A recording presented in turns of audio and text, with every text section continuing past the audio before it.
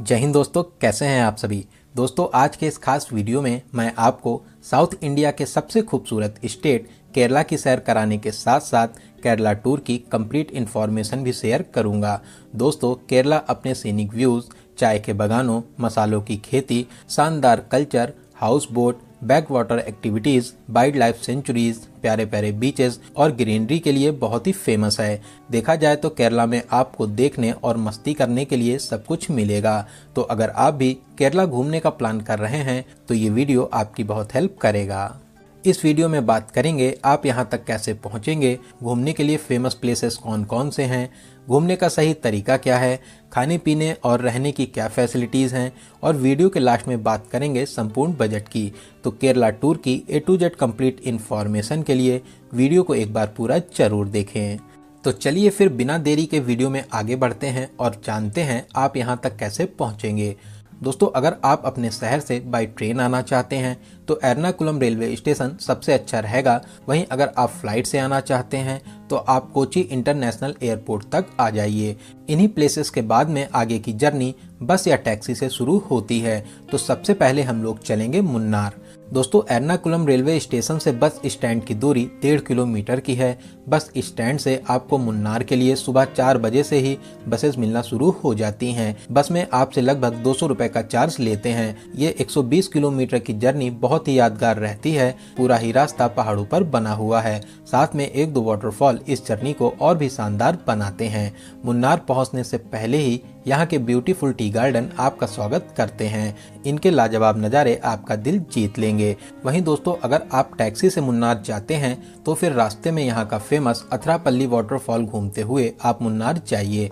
अथरापल्ली waterfall तक पहुँचने के लिए लगभग आपको 1 किलोमीटर का ट्रैक भी करना होता है। अथरापल्ली वाटरफॉल बहुत ही बड़ा और शानदार वाटरफॉल है। यहाँ पर फेमस मूवी बाहुबली की शूटिंग हुई थी, इसीलिए इसको बाहुबली वाटरफॉल भी कहते हैं। सच में यहाँ पर घूमकर आपको बहुत ही अच्छा लगेगा। तो चलिए, शानदार सफर पूरा करके अब हम लोग आ चुके हैं मुन्नार। मुन्नार में आप सभी का स्वागत है। दोस्तों, मुन्नार केरला का सबसे ब्यूटीफुल प्लेस है। कपल्स हो या फैमिली, ये प्लेस सभी का फेवरेट प्लेस रहता है। मुन्नार को केरला का कश्मीर भी कहते हैं। तो चलिए अब हम लोग बात करते हैं यहाँ पर रुकने के लिए होटल आपको कहाँ पर लेना चाहिए। दोस्तों, आप बस स्टैंड और मेन मार्केट से 200 से 300 मीटर रेंज में कहीं पर भी होटल ले सकते हैं। यहाँ पर होटल्स की स्टार्टिंग 1200-1500 से हो जाती है। वहीं 5000, 8000, 10,000, 15,000 तक के बजट में आपको यहाँ पर होटल्स मिल जाएंगे। तो चलिए, एक प्यारा सा रूम लेने के बाद में अब हम लोग बात करते हैं मुन्नार में घूमने का सही तरीका क्या है। दोस्तों, यहाँ पर प्लेसेस दूर दूर हैं, तो आप ऑटो या जीप बुक करके इन प्लेसेस को कवर कर सकते हैं। ऑटो वाले 8 से 10 प्लेसेस के लिए 2500 से 3000 रुपए चार्ज करते हैं। वहीं जीप वाले 3500 से 4000 रुपए और टैक्सी वाले 4000 से 5000 रुपए चार्ज करते हैं। तो चलिए, सबसे पहले हम लोग चलेंगे आरवी कुलम नेशनल पार्क, जो यहाँ से लगभग 5 किलोमीटर दूरी पर स्थित है। दोस्तों, यहाँ पर आपको 200 रुपए का एंट्री टिकट लेना होता है। बस में आप शानदार 10 से 15 मिनट की जर्नी करके ऊपर नेशनल पार्क तक पहुँच जाएंगे। फिर आप ट्रैक करके नेशनल पार्क में घूम सकते हैं।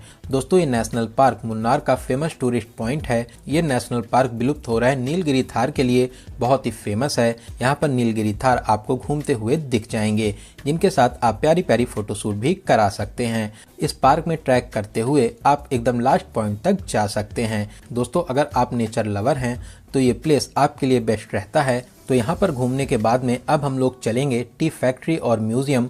दोस्तों, आप यहाँ की टी फैक्ट्री में विजिट कर सकते हैं। टी फैक्ट्री में आप चाय को बनते हुए देख सकते हैं। इसका एक्सपीरियंस बहुत ही शानदार रहता है। साथ ही साथ आप यहाँ पर अलग अलग टेस्ट की चाय की खरीदारी भी कर सकते हैं। दोस्तों, यहाँ पर आपको जगह जगह टी गार्डन देखने को मिल जाएंगे। यहाँ पर 90% टी गार्डन टाटा के टी गार्डन है। कुछ टी गार्डन के अंदर जाना अलाउ है, या फिर आप बाहर से भी अपनी प्यारी प्यारी फोटोशूट करा सकते हैं।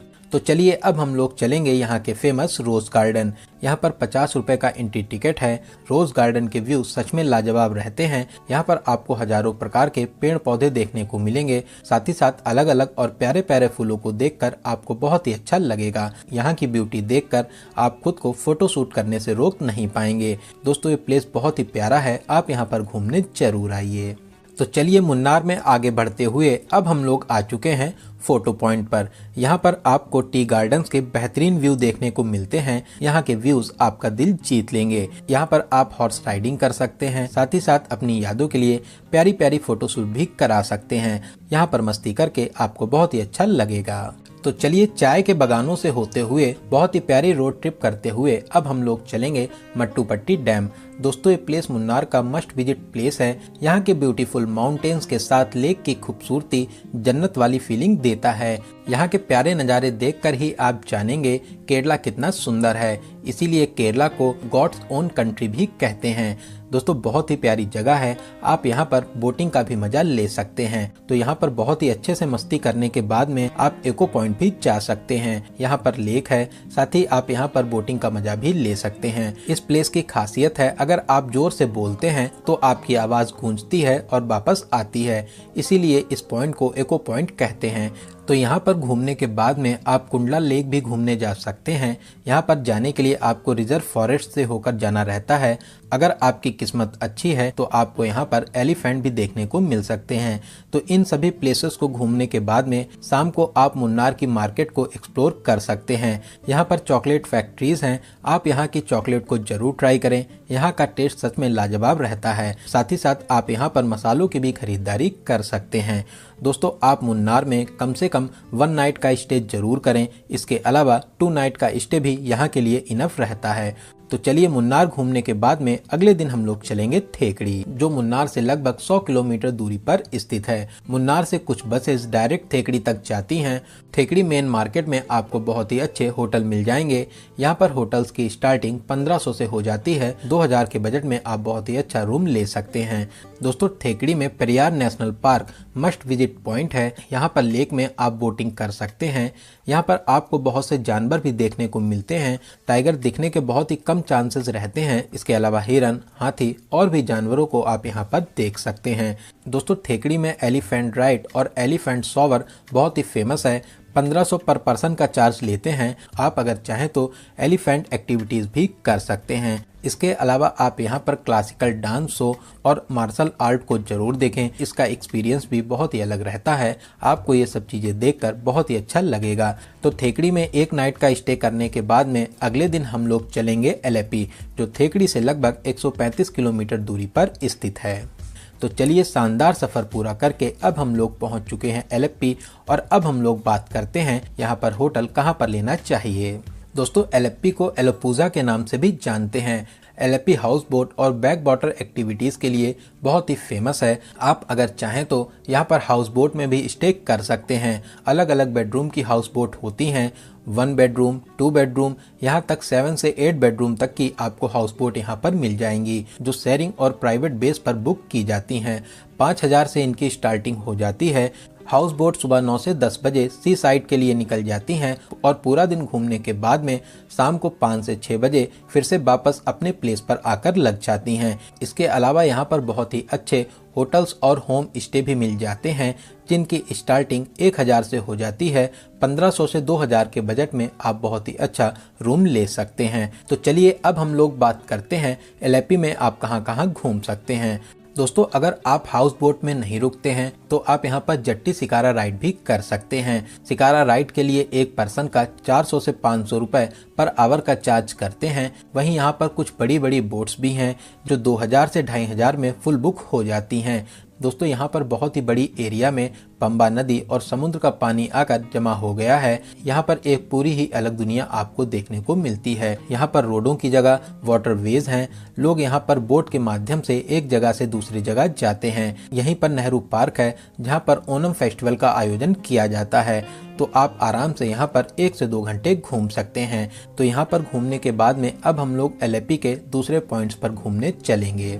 दोस्तों यहाँ पर भी प्लेसेस दूर दूर हैं, तो आप यहाँ पर ऑटो बुक कर लीजिए। ऑटो वाले आपसे 400 से 500 रुपए चार्ज करते हैं। 3 से 4 घंटे में आपको 4 से 5 प्लेसेस को कवर करा देते हैं। तो चलिए सबसे पहले हम लोग चलेंगे यहाँ के प्राचीन मंदिरों में। दोस्तों यहाँ पर 3 से 4 प्राचीन मंदिर हैं। इन प्यारे प्यारे मंदिरों में आप भगवान जी के बहुत ही अच्छे तरीके से दर्शन कर सकते हैं। यहाँ पर भगवान जी दिए की रोशनी में गर्भगृह में विराजमान रहते हैं। यहाँ पर आपको दर्शन करके बहुत ही अच्छा लगेगा। तो चलिए यहाँ पर दर्शन करने के बाद में अब हम लोग चलेंगे यहाँ के फेमस लाइट हाउस पर।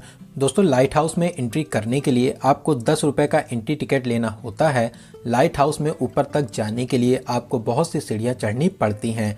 लाइट हाउस के ऊपर से बहुत ही शानदार नज़ारे देखने को मिलते हैं। यहाँ से आप दूर तक फैले समुद्र के शानदार नज़ारों को देख सकते हैं। यहाँ पर आप कुछ देर बैठकर सुकून भरे पलों को जरूर बिताएं। दोस्तों बहुत ही प्यारा प्लेस है, आप कोशिश करिए यहाँ पर घूमने जरूर आएं। तो चलिए दोस्तों अब हम लोग चलेंगे एलेपी बीच।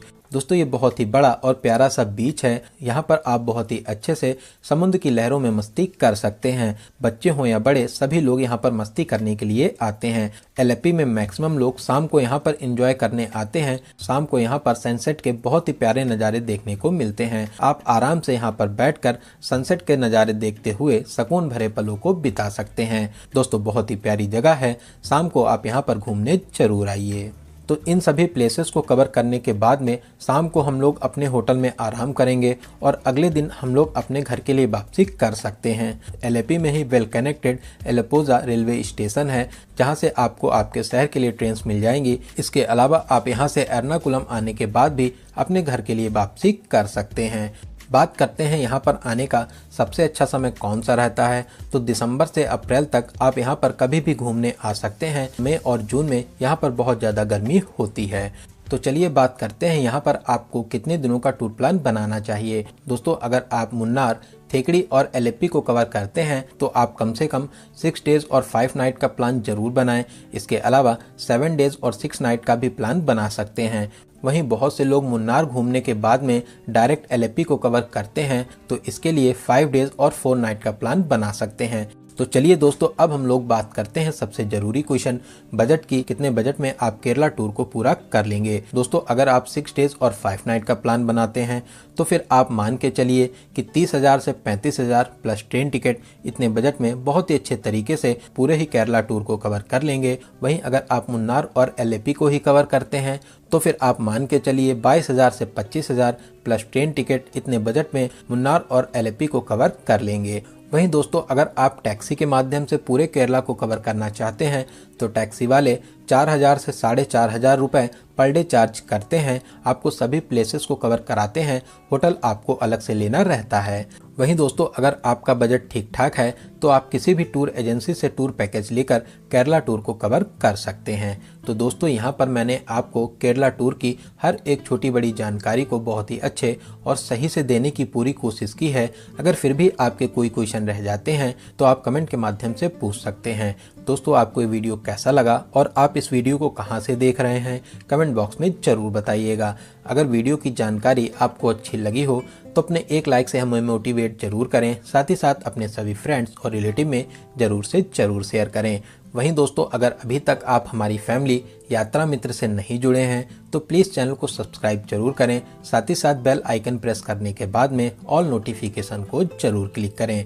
तो चलिए दोस्तों अब मिलते हैं किसी ऐसे ही इंफॉर्मेटिव वीडियोज़ में। तब तक आप अपना और अपने परिवार का बहुत ज़्यादा ख्याल रखें। आपकी यात्रा सफल, सुगम और मंगलमय हो। जय हिंद, जय भारत।